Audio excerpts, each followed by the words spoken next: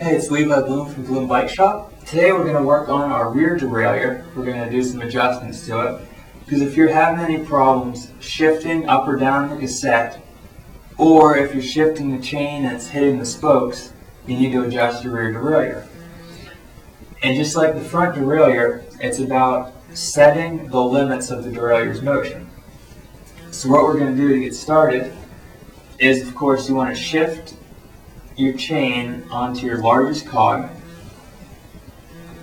and check that, and whenever you shift it up there, it should just sit down nicely. If it shifts into the spokes, you're in trouble.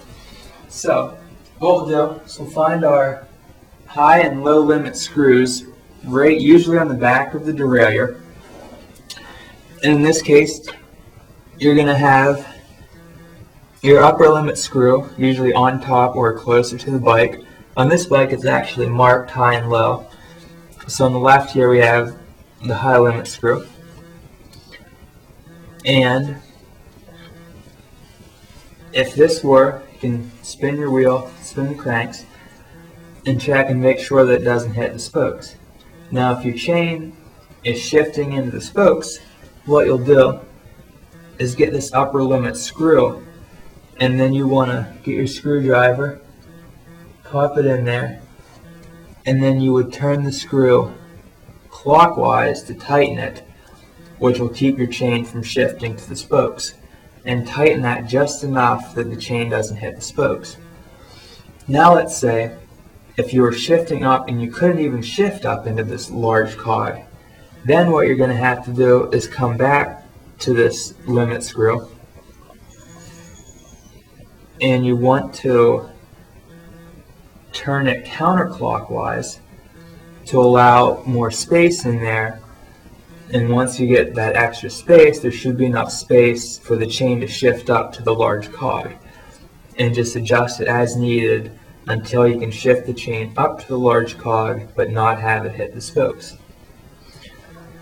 So once you get that adjusted, you'll want to shift down to the small cog,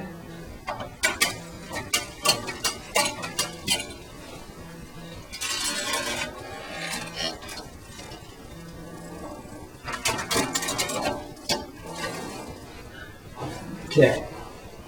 Now you shift down to the small cog, and you want to make sure first of all that you can actually shift down to the small cog.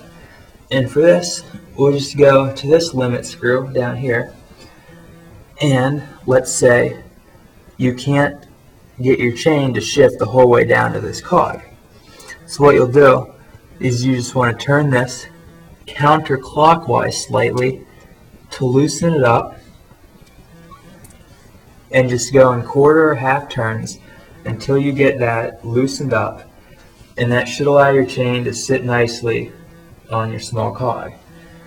Now if you're shifting down to your small cog and the chain wants to fall off, or if you have your derailleur just sticking out here, that's a problem because you want your derailleur to line up nicely in a vertical line under there. And if that's the problem, we will tighten this slightly,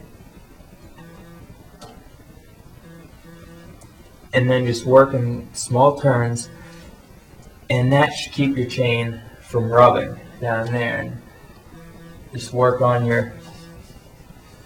turn the cranks, and every time you adjust something, check it and make sure it works.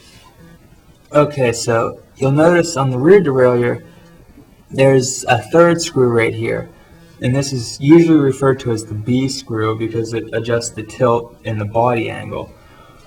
And most importantly, you usually don't need to adjust it, but what it's for is, if you take a look, you want a nice little gap between the derailleur pulley and your large cog to make sure shifting is efficient. The books say to go about 6 millimeters between there, and you could take a 6 millimeter Allen wrench and just check to see if it fits right in there. Now let's say if your pulley is right up there almost rubbing the cassette, that's a problem. And in that case, what you would do is just take your screwdriver there in the B screw and turn it clockwise just a little bit, which puts some more pressure on the derailleur, which will increase the clearance in there.